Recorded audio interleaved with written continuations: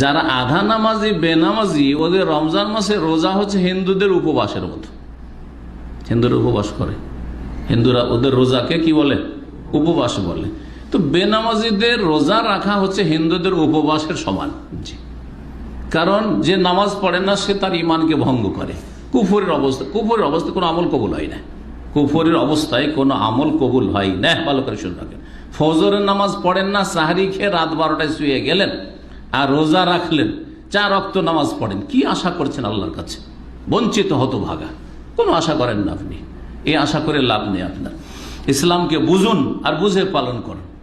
আর জাতিগত ইসলাম, দেশে যেটা পেয়েছি সেটাই ইসলাম, ওই ইসলাম পালন করে নাজাত পাওয়া যাবে না। জি, শিখতে হবে। ইসলাম হচ্ছে জ্ঞানের দিন, দিনুল ইলম, জ্ঞান অর্জন করার দিন, এলমের দিন, আর আমলের দিন, আর অনুসরণ ফলো করার দিন। ফলো করতে হবে ওই, ফলো করতে হবে কোরআন এবং সুন্নাহ। আপনার বাপ দাদাকে ফলো করলে হবে না যে আমার বাপও আধা নামাজি ছিল, আমি ওই রকম আধা নামাজি। আমার বাপ দাদা দেখি ওই রকম অনেকে চাচা আছে, ও ফজর পড়ে না তো আমিও পড়ি না। আমার বড় ভাই ফজর পড়ে না, আমিও পড়ি না। ও রোজা রাখে, আমিও রাখি। এইরকম ধর্মকর্ম করে জান্নাত পাওয়া যাবে না।